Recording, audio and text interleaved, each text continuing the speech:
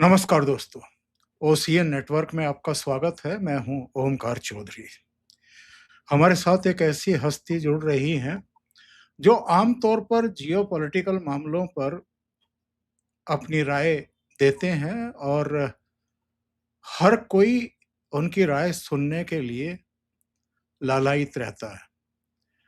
लेकिन अब ये हमारा माड़ा पक्ष समझ लीजिए कि जब हम पंजाब की, चंडीगढ़ की, कई बार हरियाणा की भी राजनीति का ज़िक्र करते हैं, तो हमें वहाँ से कोई ऐसा विश्लेषक नहीं मिल पाता, जिसको इतनी गहराई से सारी चीज़ों की समझ हो और दूसरी बात, इतनी निष्पक्षता और तटस्थता के साथ वो सारे मुद्दों को सामने रख सके।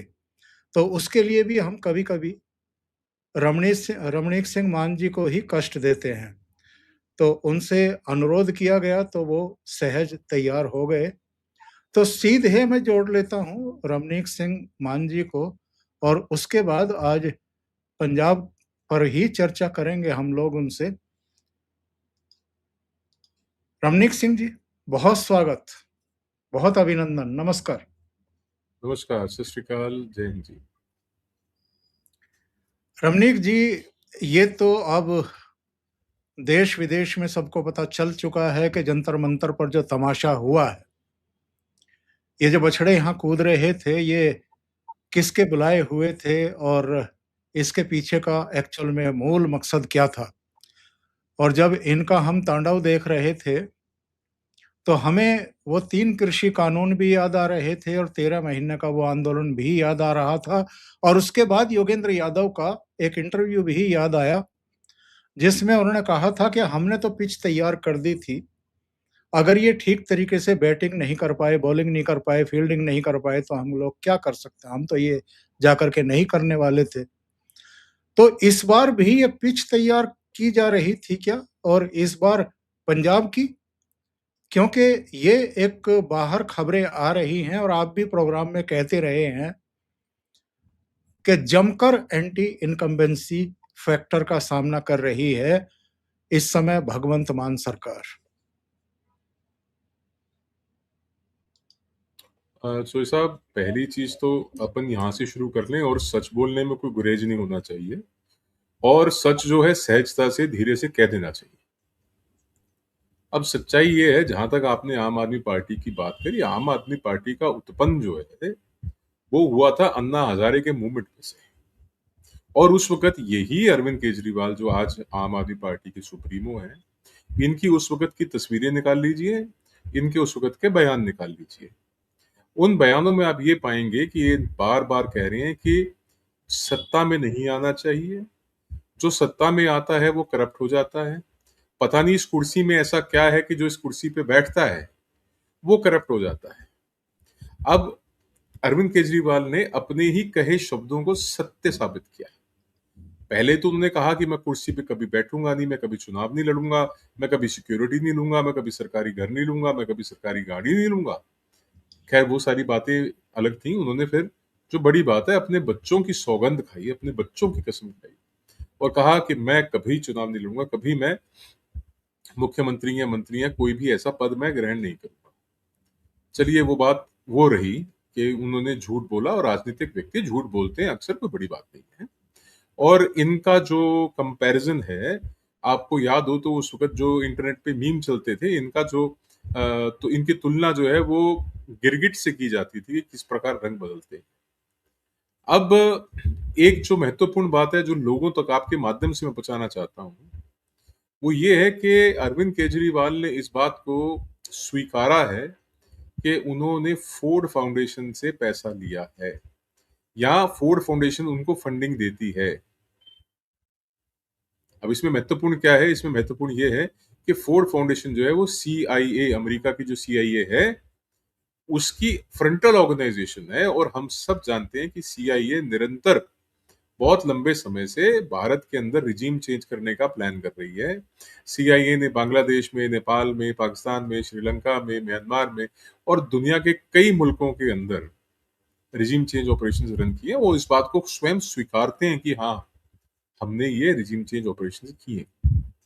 वो इस बात को भी स्वीकारते हैं कि जो अरब स्प्रिंग हुआ था या जो अरब के अंदर डिस्टर्बेंस हुई, वो सारी उनकी क्रिएट की हुई। तो एक व्यक्ति जो सीआईए से पैसा लेके भारत की राजनीति में आ रहा है, उसका अर्थ तो ये है कि अमेरिका की सीआईए सीधे तौर पे नहीं, परंतु भारत के संवैधानिक मूल्यों का फ़ायदा लेते हुए, जो व्यवस्थाएँ हैं, उनका फ़ायदा लेते हुए, उन्होंने एक राजनीतिक दल, एक राजनीतिक व्यक्ति को भारत के अंदर प्लांट किया, जिसका नाम अरविंद केजरीवाल है। अब अमेरिका के द्वारा प्लांट किया गया एक व्यक्ति दिल्ली का मुख्यमंत्री रहता है। पंजाब जैसा एक जो सेंसिटिव राज्य है, बॉर्डर स्टेट है, उसके अंदर उनकी पार्टी की सरकार है और भगवंत सिंह मान इतने फैसले लेते हों या ना लेते हों, पर अरविंद केजरीवाल की कही बात को कोई टाल नहीं सकता। ये हालात हैं साहब, और ये जो जानकारी मैं आपको दे रहा हूँ, ये ईज़िली इंटरनेट के ऊपर अवेलेबल है। ऐसा कुछ नहीं है कि भई इसका बेसिक विश्लेषण करने की आवश्यकता है कि सीआईए से पैसा लेके अगर कोई भारत में राजनीति कर रहा है, तो वो ज़ाहिर-सी बात है कि जो सीआईए का उनका मुद्दा होगा या जो उनके एजेंडाज़ होंगे, उसको आगे भी लेके आएगा। तो सीजेपी का आपने वर्णन किया, शाहीन बाग की बात आपने नहीं करी, आपने किसान आंदोलन की बात करी। मैं आपको और पीछे लेके जाता हूँ, रोहित वेमुला जब 2014-15 में सरकार आई आई थी भारतीय जनता पार्टी की, नरेंद्र मोदी प्रधानमंत्री बने थे, तब रोहित वेमुला का जो सुसाइड था, उसको भी इन्होंने बहुत बड़ा केस बना के, और निरंतर अगर आप देखेंगे तो भारत में इस प्रकार के प्रयास होते रहे। आपको मैं वाजपेयी साहब के समय में ले जाऊँ, आप तो पुराने पत्रकार हैं, जिसको हम लोग प्यार से हिंदी में बोल देते हैं कि आप तो पुराने चावल हैं इस फील्ड के। आपको याद होगा कि जो तहलका कांड हुआ था प्रधानमंत्री तरुण वाजपेयी जी के तेजपाल समय। वाला, तरुण जी, तेजपाल वाला। जी। तरुण तेजपाल वाला, वो भी प्लांटेड था, उसके भी जो तार हैं धीरे-धीरे खुल रहे हैं। और आपको याद होगा कि प्याज की कीमत के पीछे जो है, वो सरकार गिर गई थी। ये सारी चीज़ें प्लांटेड है साहब। इनका इनका एक आपस में नाता जुड़ता है, और वो डीप स्टेट जो है, वो भारत को डिस्टेबलाइज़ करने का प्रयास कर रहा है। परंतु एक बात में जो तारीफ़ है, वो बनती है केंद्र सरकार की कि उन्होंने इस सारे मुद्दों को, मसलों को बड़े एहतियात से हैंडल किया है।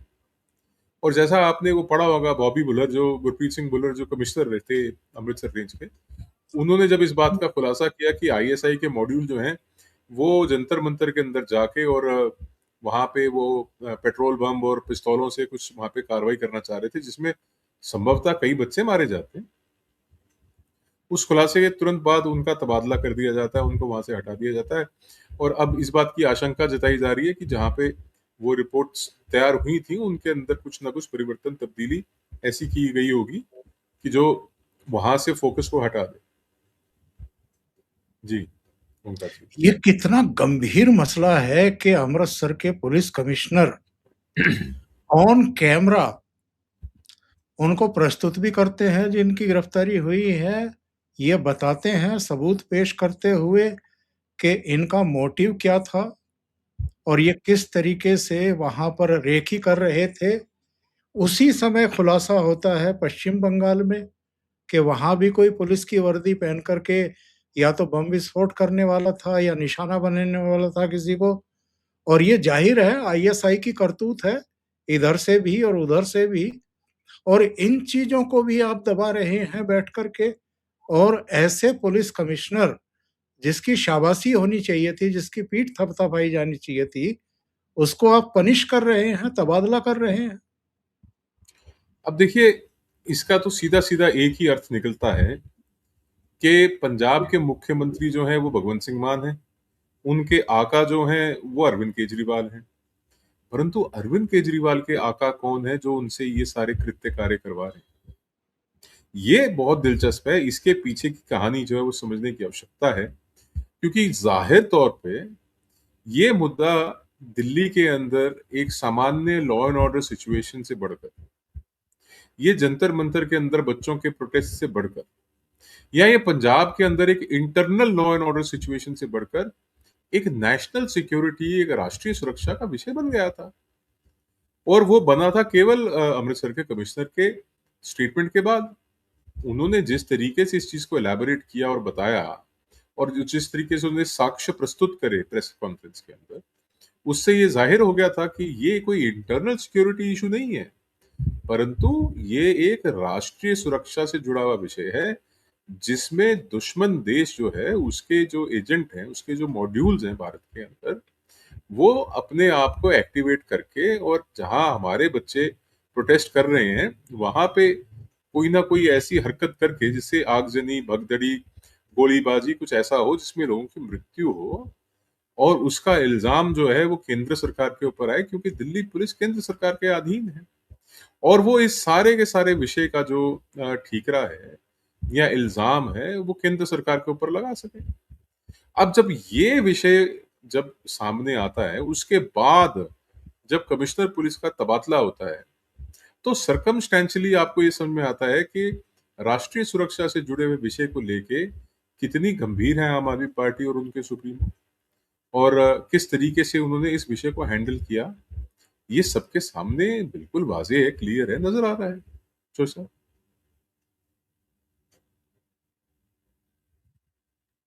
आपका माइक म्यूट है सर। जी सर, सॉरी। जी, 2 चीज़ों का मैं उल्लेख करूँगा। 20 जुलाई को जब संसद का मार्च शुरू होने वाला था जंतर-मंतर से, उसके पहले अरविंद केजरीवाल के कई वीडियो आए और उन्होंने लोगों का आह्वान करना शुरू किया कि आप लोग जंतर-मंतर पहुँचिए और संसद मार्च में जो है बढ़-चढ़ करके हिस्सा लीजिए। और मुझे लगता है कि अपने कैडर को भी, जो भी बचा-खुचा इनका है दिल्ली में, उसको भी लगाया। इसके अलावा समाजवादी पार्टी भी लगी पर्दे के पीछे से और वहाँ पर जो दिल्ली पुलिस का कहना है कि कम से कम 989 ऐसे चेहरे थे, जिनका आपराधिक रिकॉर्ड है, जो रेप के भी, हत्या के भी, हत्या का प्रयास के भी, लूट के भी, डकैती के भी, तमाम तरह के अपराधों में लिप्त थे। ऐसे लोगों को भी वहाँ इकट्ठा किया गया था। यस। तो और साहब आप ये चीज़ें बताती हैं कि एक बहुत बड़ी साजिश थी 20 जुलाई के दिन। तो साहब आप इस चीज़ को इस प्रकार से देखिए कि जब तक आम आदमी पार्टी की दिल्ली के अंदर सरकार थी, उनकी सत्ता थी, तब तक ऐसे गुंडे और ऐसे क्रिमिनल तत्व जो हैं, वो सत्ता का सुख प्राप्त कर रहे थे, उनकी प्रोटेक्शन या उनकी ओट में वो काम कर रहे थे। उस बात का जीवंत उदाहरण जो है, वो हमने ये देखा कि कोविड के अंदर किस प्रकार से आम आदमी पार्टी के जो विधायक हैं, उन्होंने ऑक्सीजन की होर्डिंग करी, दवाइयों की होर्डिंग करी। सीएए के वक़्त हमने देखा कि किस प्रकार उन्होंने जो एक समुदाय विशेष के बहुल क्षेत्र हैं, उसके अंदर किस प्रकार से मार-काट करी और छतों के ऊपर से पेट्रोल बम और तमाम वो पत्थर और ईंटें जो हैं बरामद हुई। ये वही तत्व हैं, जो आम आदमी पार्टी के साथ मिल के काम कर रहे थे। अब वो सत्ता से बाहर हैं, वो बेरोज़गार हैं, उनके पास काम नहीं है, उनको कहीं से आमदन का रास्ता नहीं है, उनके पास सत्ता की जो सुरक्षा है या सत्ता का सुख नहीं है।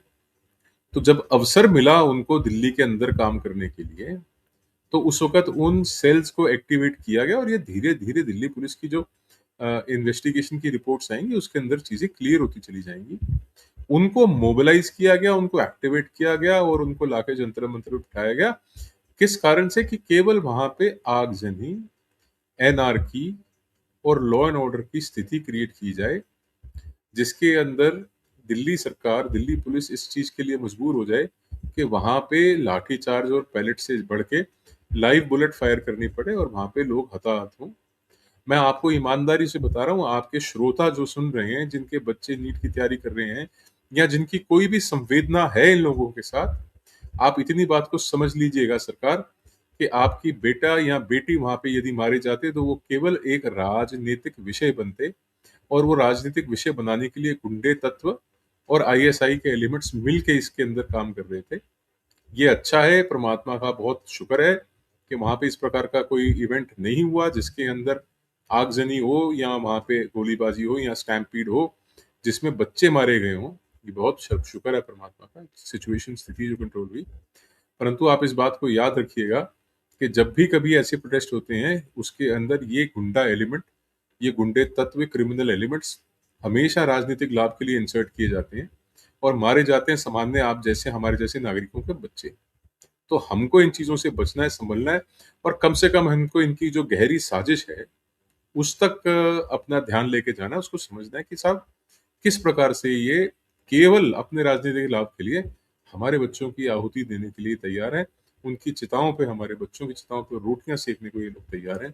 तो ये इन लोगों से कितना हमको संभलना चाहिए, कितना बचना चाहिए और कितना हमारे को डिस्टेंस रखना चाहिए, इनसे फासला रखना चाहिए, इस बात के लिए आप खुद समझदार हैं, आप खुद इस बात को लेके संवेदनशील हैं। सोचिएगा दोबारा कभी इस विषय में कि कैसे हमने इन लोगों के साथ डील करना है। जी ओंकार जी। माइक आपका म्यूट है। जी, इनका दूसरा बयान आया उस दिन जिस दिन सुखबीर बादल प्रधानमंत्री नरेंद्र मोदी से मिले और बाकायदा इन्होंने रात को वो बयान रिकॉर्ड जारी करके ये कहा कि साहब किस कदर इनसिक्योरिटी है भारतीय जनता पार्टी खेमे में, जो फिर से ये हाथ मिला रहे हैं सुखबीर सिंह बादल से। क्या इनके पेट का पानी ढीला होता है अगर अकाली दल और भारतीय जनता पार्टी हाथ मिला लेते हैं? और नंबर दो, चूंकि आप बिल्कुल वहां धड़कन देख रहे हैं सबकी, अकाली दल से भारतीय जनता पार्टी का हाथ मिलाना फायदेमंद होगा या नुकसानदेह होगा? नहीं, फिलहाल की जो परिस्थिति है उसमें तो दोनों पार्टियों के लिए फायदेमंद होगा। कारण देखिए, अकाली दल इस वक़्त अपने इतिहास में सबसे कम सीटों पे या सबसे कम वोट बैंक पे या सबसे कम परफॉर्मेंस पे है। ऐसा कभी इनके 100 साल के इतिहास में नहीं हुआ कि के श्रोमणी अकाली दल के पास केवल 3 सीटें, उनमें से भी 2 विधायक जो हैं वो उनके पास नहीं है। केवल 1 विधायक जो है वो इनकी विक्रमजीत सिंह मजीठिया की जो धर्मपत्नी है वो, और 1 सांसद जो सुखबीर सिंह बादल की धर्मपत्नी है वो हरसिमरत कौर बादल। तो केवल परिवार के अंदर ही 2 सीटें रह गई हैं। इनके पास उसके बाहर कुछ भी नहीं है, खाता एकदम खाली है। और दूसरी तरफ भारतीय जनता पार्टी जो है वो अपने इतिहास में सबसे अधिक सीटें जो है वो पूरे भारत में वोट शेयर के नाते लेके आई है। और पंजाब के अंदर जो वोट शेयर है वो भारतीय जनता पार्टी का बढ़ के तकरीबन 18 साढ़े 18% के आसपास है, और अकाली दल का वोट शेयर केवल 11% के आसपास है। और सच्चाई इस वक्त ये है कि ये दोनों मिला लें यदि पिछले परफॉर्मेंस के अनुसार तो 29% पे बैठते हैं, और 33 या 34% के ऊपर जो है वो पंजाब के अंदर सरकार बनने की संभावना है, क्योंकि इस वक्त 4 कॉर्नर 5 कॉर्नर कॉन्टेस्ट नजर आता है, जिसमें शिरोमणि अकाली दल बादल, शिरोमणि अकाली दल वारिस पंजाब दे, जिसके अंदर कांग्रेस पार्टी, आम आदमी पार्टी, भारतीय जनता पार्टी और कुछ इंडिपेंडेंट जो है वो, कांग्रेस पार्टी और कुछ इंडिपेंडेंट जो है वो मजबूत नजर आते हैं। तो हालिया जो इंसिडेंट है उसके बाद निश्चित रूप से कांग्रेस पार्टी के अंदर भी और शिरोमणि अकाली दल बादल के अंदर भी ये चर्चाएं तेज हुई हैं कि हमने आगे कैसे बढ़ना है, और उसी नाते से मैं समझता हूँ कि सुखबीर बादल जो हैं वो प्रधानमंत्री जी से मिले आके, चाहे उसका उन्होंने ये कहा हो स्टेटमेंट देने के नाते कि हमने विमेन रिजर्वेशन बिल और जो डिलिमिटेशन बिल है उसके लिए भारतीय जनता पार्टी को अपना सपोर्ट या सरकार को अपना सपोर्ट दिया है। पर उसके पर्दे के पीछे की वो 10 मिनट की जो मीटिंग है उसमें निश्चित रूप से इस बात पे चर्चा हुई होगी कि कैसे दोनों पार्टियां मिलकर आगे बढ़ सकती हैं। कारण पंजाब के जो स्थानीय नेता हैं उन्होंने सबने बड़े वाज़ेह तौर पे कहा कि हम अकाली दल के बिना अकेले 117 सीटों पर लड़े। नितिन नवीन जो भारतीय जनता पार्टी के राष्ट्रीय अध्यक्ष हैं उन्होंने भी यही बात रिपीट करी। उनके अलावा अमित शाह जी ने भी यही बात रिपीट की कि हम 117 सीटों पर अकेले लड़ेंगे। केवल प्रधानमंत्री मोदी ऐसे वाहिद व्यक्ति, अकेले व्यक्ति रह गए थे जिन्होंने इस विषय पे कोई बात की नहीं थी। तो इस विषय पे यदि कोई सकारात्मक या पॉजिटिव चर्चा करनी थी तो बादल साहब के पास सिवाय प्रधानमंत्री जी के और कोई रहा नहीं था। तो ये जो है हालात, ये जमीन पे बदल सकते हैं। पर एक बात को ध्यान में रखना पड़ेगा कि पंथिक राजनीति में इस वक्त अकाली दल भी काफी डामाडोल है, स्पेशली तब जब शिरोमणि अकाली दल वारिस पंजाब दे ने जो अपनी पहली सूची जारी करी है उसमें जो किरदार उन्होंने चुने हैं अपने कैंडिडेट होने के लिए 5, उनमें से 2 से 3 व्यक्ति ऐसे हैं कि जिनके परिवार जो हैं वो किसी न किसी ऐसे इंसिडेंट में ऐसे उसमें मुलव्वस हैं, उसके अंदर इन्वॉल्व हैं कि जो, चाहे वो इंदिरा गांधी की असैसिनेशन की बात हो या और एंटी नेशनल बातें जो हैं उसमें आप उनको कंसिडर कर सकते हैं। तो जिस किस्म से वो एक अल्ट्रा एक्सट्रीमिस्ट कह लीजिए या अल्ट्रा पंथिक कह लीजिए स्पेस को ऑक्यूपाई कर रहे हैं वारिस पंजाब से, उस किस्म से अकाली दल बादल नहीं कर पा रहा। और दूसरा विषय जो जत्थेदार राजोआणा हैं, जरा उनके पैरोल के लिए जो है मुख्यमंत्री भगवंत सिंह मान ने सीधा गवर्नर साहब को लिखा है। वो भी जो बंदी सिंहों की बात उछलती है बार-बार, उसके अंदर भी एक किस्म से वो जो इश्यू है या वो जो मसला है, वो अकाली दल के हाथ से हाईजैक करके आम आदमी पार्टी अपने हाथ में लेने का प्रयास कर रही है। ये भी एक बड़ा विषय है और अकाली दल बादल के लिए ये बड़ी कैच 22 जैसी सिचुएशन, उसका कारण ये है कि एक समय पे इनको राजोआना को अकाली दल बादल के जो मुखी हैं सुखबीर बादल, इन्होंने आतंकवादी घोषित कर रखा। इन्होंने कहा था कि भी जो किसी मुख्यमंत्री के मर्डर में सम्मिलित हों, मतलब मुलव्वस हों, वो एक टेररिस्ट हैं। अब उनको लोग यहाँ पे जत्थेदार समझते हैं, कुछ लोग उनको कौम का हीरा समझते हैं। तो ये जो बात है वो इनको इस फिक्स में फँसाती है। जी, जोई साहब।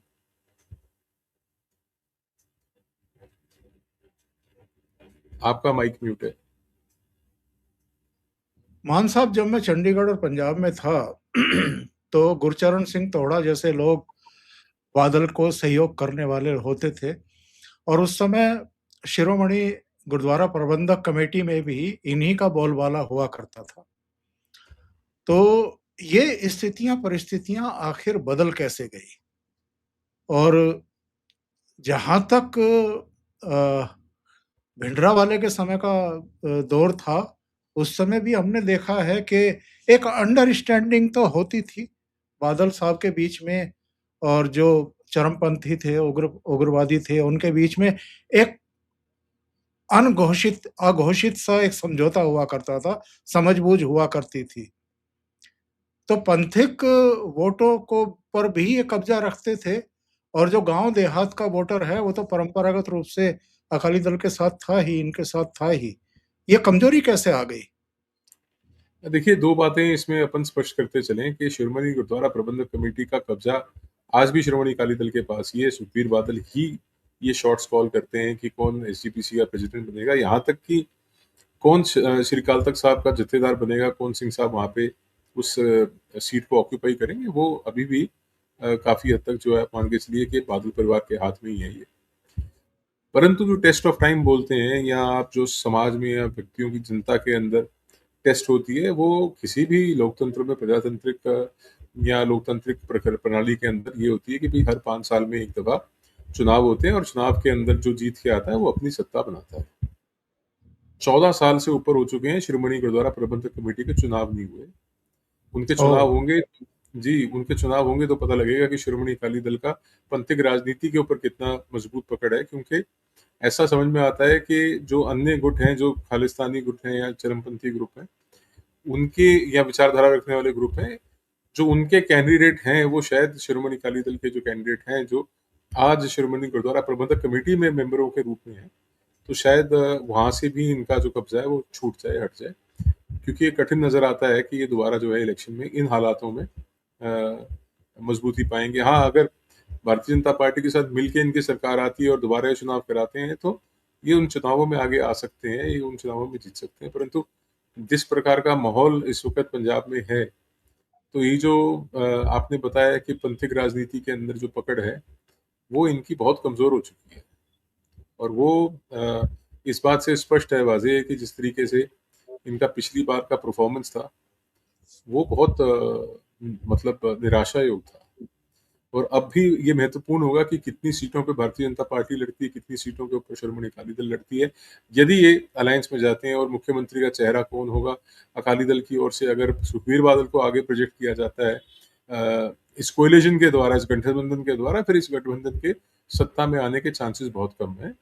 और यदि भारतीय जनता पार्टी को ये अवसर मिलता है कि वो अपना मुख्यमंत्री का कैंडिडेट दें और वो जो मिनिमम कॉमन मिनिमम प्रोग्राम बोलते हैं जिसको, जब वो अपना बनाएँगे, जिसमें मैनिफेस्टो निकल के आएगा, उसके अंदर जो महत्वपूर्ण चीज़ें वो होनी चाहिए। और सबसे महत्वपूर्ण मैं समझता हूँ आज कि ड्रग्स का मसला है, पंजाब के अंदर मुद्दा ड्रग्स का है। देखिए, पलायन है, ड्रग्स है, स्कूलों, कॉलेजों में ड्रॉप आउट्स है, या जो हमारे बच्चे हैं जो 18 साल से कम की जुवेनाइल बोलते हैं जिसको कानूनी भाषा में, उनका क्राइम के अंदर, ड्रग्स के ट्रांसपोर्ट के अंदर जो मुलव्वस होना है उनका, और जिस प्रकार से गैंगस्टरिज़्म हो गया, फिरौती होगी, और यहाँ से इंडस्ट्री का पलायन हो रहा है, हो चुका है बल्कि वो कह रहा है।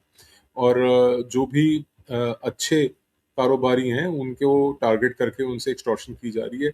और ये बात मैं आंकड़ों के आधार पे अगर कहूँ तो डीजीपी पंजाब जो गौरव यादव है, उन्होंने खुद कहा कि पंजाब के अंदर ऐसे 500 से 600 गैंग्स हैं और उसके अंदर 8 से 9,000 गैंगस्टर्स हैं और हमने एंटी गैंगस्टर टास्क फोर्स बनाई है। तो आप इस बात का अंदाज़ा लगा लीजिए कि अगर किसी स्टेट में 8 से 9,000 गैंगस्टर्स हैं, उनको हाइड आउट भी चाहिए, उनको पैसा भी चाहिए, उनको वेपन्स भी चाहिए, उनको निरंतर कोई ना कोई टारगेट भी चाहिए जहाँ से वो कलेक्शन करें। उनको हाइड आउट्स मतलब एवरीथिंग जो एक गैंगस्टर का अगर आप समझें कि ऑपरेशन करने का या ऑपरेट करने का क्या तरीका होता है और बाहरले मुल्कों से कॉल्स आती हैं, यहाँ पे पैसे उठाए जाते हैं। तो ये जो नेक्सस है, चाहे वो जेल के अंदर से, चाहे विदेशों से हो, चाहे उसके अंदर जुवेनाइल्स को इन्वॉल्व करने की बात हो, लोग इससे ऊब चुके हैं। और एक मेरा एक जानकार है, वो है बिल्कुल चरमपंथी जहाँ वो केवल मेरे को 6 महीने, साल में 1 दफ़ा फ़ोन कर लेता है कि मान साहब आप किन चक्करों में पड़े हो, आप ये छोड़ो, आप हमारी तरफ आओ, आप अच्छा बोलते हो, आप हमारी वकालत करो, हमारे लिए बात करो। तो उसकी मेरे से बात हो रही थी। तो मेरे को कहने लगा कि मान साहब ऐसा पहली बार मेरे को जीवन में लग रहा है कि पंजाब को यदि बचाना है, यहाँ से ये ड्रग्स का मसला है, ख़ास तौर पे जो हमारी नस्ल खराब हो रही है उसको लेके ना, हमने सबको पंजाब ने मौका दिया। कांग्रेस पार्टी को 1984 के दंगों के बावजूद एक बहुत बड़ी गिनती पे सिखों का कत्लेआम और जेनोसाइड करने के बावजूद हमने मौका दिया। हमने पंथिक पार्टियाँ उनको हमने शिरोमणि अकाली दल को बार-बार मौका दिया, कांग्रेस पार्टी को मौका दिया। जब हम इनसे ऊब गए तो हमने आम आदमी पार्टी का हाथ पकड़ के उनको पैसा भी दिया, उनको सपोर्ट भी किया, पर जो हमारी अपेक्षा थी उनसे वो पूरी नहीं हुई। हमको लगता है, अब ये विशेष है, हमको लगता है कि एक मौका जो है वो भारतीय जनता पार्टी को देना चाहिए। ऐसा लगता है कि ये शायद नशे को जड़ से खत्म कर सकें पंजाब से। और मैं आपको बताऊँ कि जो सबसे बड़ी बीमारी है ना, वो ये है कि जो सिस्टम का एक पार्ट है, एक अंग है पंजाब में, वो उस नशा तस्करी से जुड़ा हुआ है, उसका बेनिफिट उसका लाभ ले रहा है। तो जब तक वो अंदर से काली भेड़ें नहीं निकलेंगी, तब तक इसको खत्म करना बहुत कठिन हो जाएगा। जी, जो सर। मान साहब, हमने 2022 के विधानसभा चुनाव से पहले भी देखा था, 2020-21 में जो 13 महीने का आंदोलन चलवाया गया था, कुल मिलाकर तो प्रधानमंत्री नरेंद्र मोदी की छवि को खराब करना, उनके खिलाफ विश्वमन तैयार करना पंजाब में, यही सब था। और इस जी, बार जो आप जंतर मंतर पर ये जमावड़ा लगा है, इसमें भी मुझे मोदी के खिलाफ मोर्चा था, ये तो ठीक है। लेकिन ये भी दिखाई दिया कि अरविंद केजरीवाल और राहुल गांधी के बीच में भी पंजाब को लेकर के होड़ छिड़ी हुई है स्कोर बढ़ाने के लिए। और ये 20 जुलाई को संसद मार्च कर रहे थे, राहुल गांधी प्रधानमंत्री के आवास पर ही पहुंच गए, उनकी चौखट पर जाकर के हंगामा करना शुरू कर दिया। हुँ। देखिए, इसमें 2 बातें बड़ी वाज़ेह हैं कि पहली चीज़ तो ये समझ लीजिए, ये जो इच्छाधारी योगेंद्र यादव है कि कभी ये किसान एक्सपर्ट बन जाते हैं, कभी ये फाइनेंशियल एक्सपर्ट बन जाते हैं, कभी ये सामाजिक एक्सपर्ट बन जाते हैं।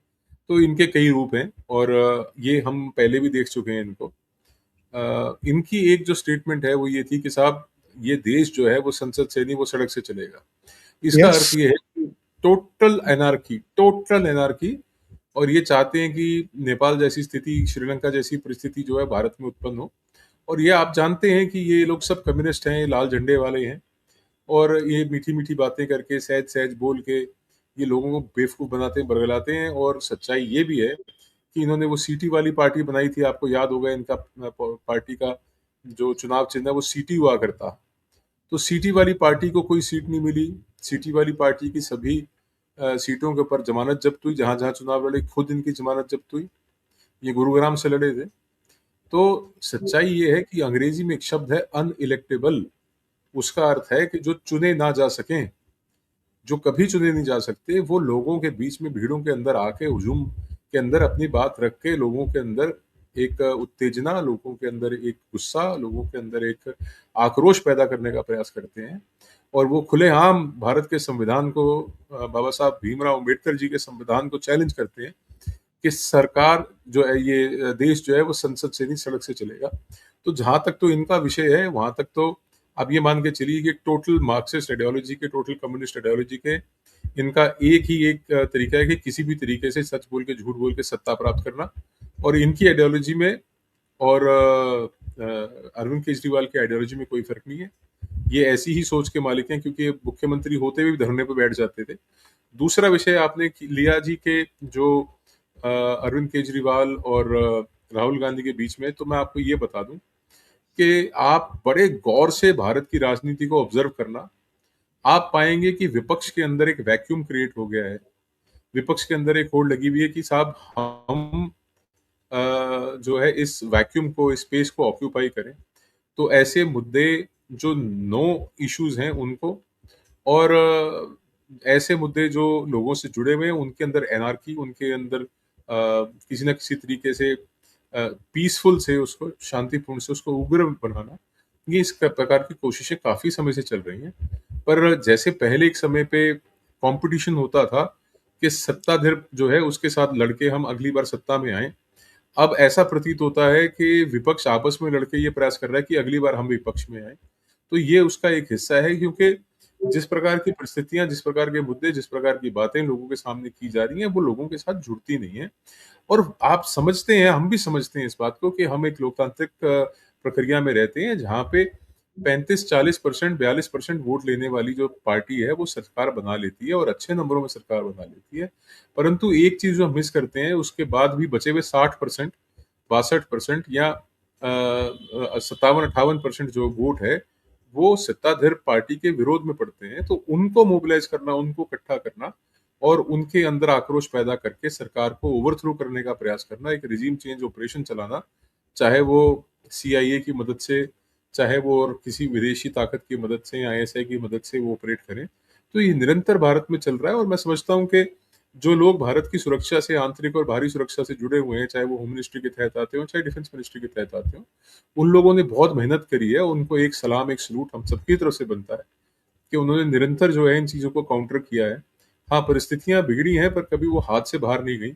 ऐसा नहीं हुआ कि संसद के अंदर ही घुस गए हों, ऐसा नहीं हुआ कि भी प्रधानमंत्री जी के आवास में घुस गए हों, जैसे हमने बांग्लादेश में जिस प्रकार के, या श्रीलंका में जिस प्रकार के, या आप मान के चलिए कैपिटल हिल में अमेरिका में भी हमने इस तरीके के जो सीन है वो देखे हैं कि जहाँ पे जो पार्लियामेंट का चैम्बर है उसके अंदर लोग घुस गए हों। ऐसा भारत में नहीं हुआ। ये एक बहुत बड़ी उपलब्धि है, क्योंकि जिस प्रकार से ये प्रयास कर रहे थे, उन प्रयासों से तो यही नजर आ रहा था कि ये भारत के अंदर रिजीम चेंज करना चाह रहे हैं।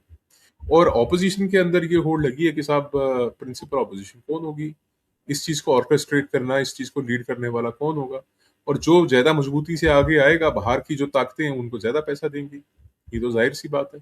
जी ओमकार जी। मान साहब, आखिरी सवाल। ये सुखबीर सिंह बादल पर बार बार अटैक क्यों हो रहे हैं? मैं बताता हूँ। देखिए, पहले नरेंद्र चौरा ने इनके ऊपर जब अटैक किया था, उसके बाद 4 महीने बाद उसको रिलीज कर दिया था पंजाब पुलिस ने। उसके ऊपर कोई ऐसा आरोप नहीं लगाया जिससे कि वो जेल में रहे।